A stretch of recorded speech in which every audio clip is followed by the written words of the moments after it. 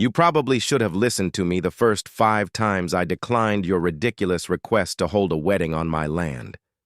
But when it comes to Karen, reason and respect are foreign languages. It all started on a hot summer afternoon when she pulled up to my farm in her shiny white SUV, the kind that looks like it's never seen a dirt road. She didn't even get out properly before her mouth started moving.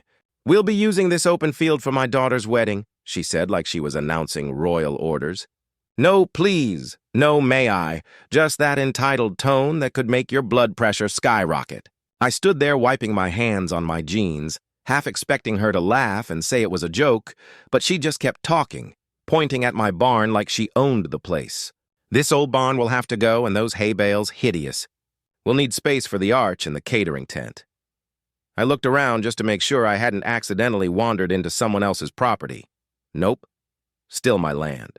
I told her, "Lady, you've lost your mind if you think I'm letting you or your HOA circus host anything on my farm."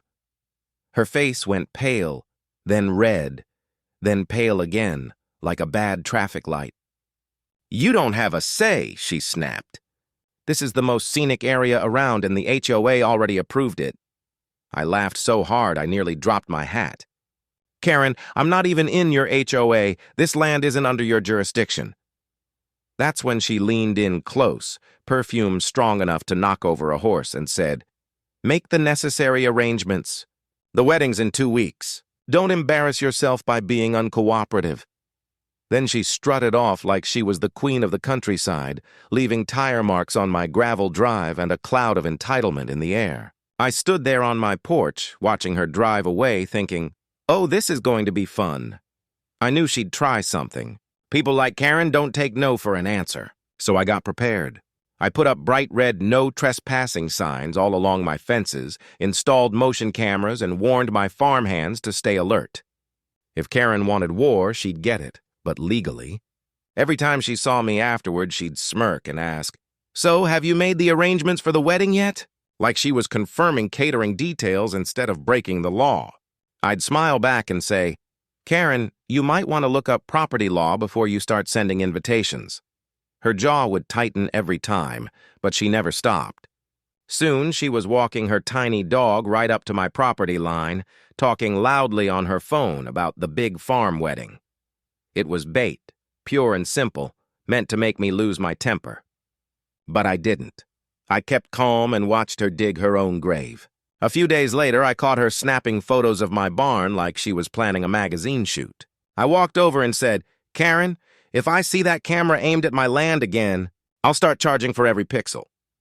She rolled her eyes and said, "You'll thank me later when the neighborhood feature comes out."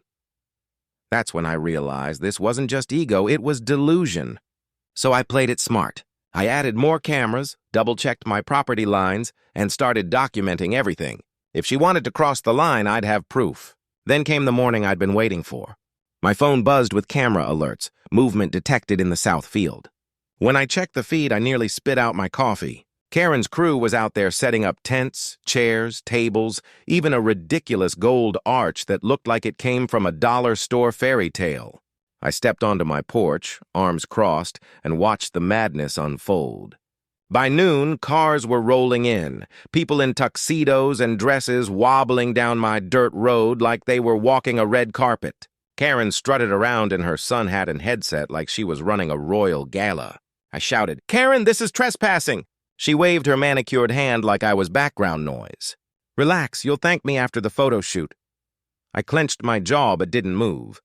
Calling the cops now would ruin the fun. No, I wanted her to go all the way. I fed my dogs early that day, Bear and Duke, because I had a feeling they'd need the energy. The ceremony began that afternoon. Music, flowers, fake smiles, the whole 9 yards. My field looked like a reality show gone wrong.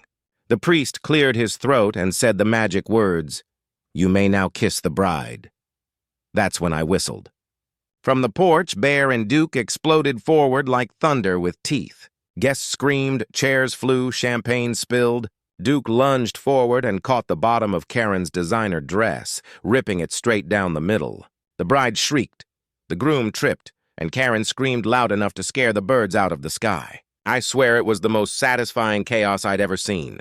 When the dust settled, my dogs trotted back, tails wagging, proud as heroes. Karen stood in the middle of it all, muddy, torn, and humiliated, looking like a melted wedding cake. I didn't say a word. I just tipped my hat and went back inside, knowing the real show was only beginning. By the next morning, my cameras had done their job better than I could have hoped. The footage of Karen's farm wedding fiasco spread through the neighborhood faster than wildfire. Everyone saw it. The tents, the trespassing, the guests screaming, and Karen herself commanding people around like she owned the place right up until my dogs made their grand entrance. Someone even added dramatic music to the clip before it hit social media. Within hours, Karen's muddy wedding disaster was trending in the local HOA Facebook group. The comments were brutal. People who used to kiss up to her started laughing, saying things like, "Guess the queen finally lost her crown." Karen, of course, tried to fight back online. She posted a long, emotional rant claiming that I'd unleashed wild beasts on her guests. She wrote about emotional trauma, ruined memories, and thousands of dollars in damages. Unfortunately for her, the footage clearly showed her trespassing, ignoring warnings, and giving orders to her crew. The internet wasn't buying her victim act. Memes started popping up, one of her covered in mud with the caption, "HOA Queen Dethroned." I should have felt bad, but I didn't. She brought this on herself.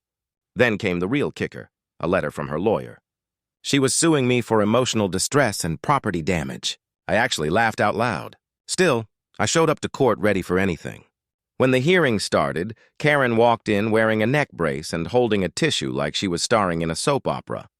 Her lawyer tried to paint her as a community leader whose special day was ruined by an aggressive property owner. The judge, an older woman who looked like she'd seen every kind of nonsense, cut him off midway. "Miss Karen," she said, "did you or did you not host this event on land that doesn't belong to you?" Karen hesitated, then stammered, "Technically, yes, but it was for the community's benefit." The judge raised an eyebrow. "That's called trespassing, ma'am. You're lucky the property owner didn't have you arrested." The courtroom went silent for a second, and then the judge turned to me. "Mr. Parker, you were within your rights to defend your property." "Case dismissed," Karen gasped, her jaw dropping like a cartoon villain. "But what about my dress?" she cried.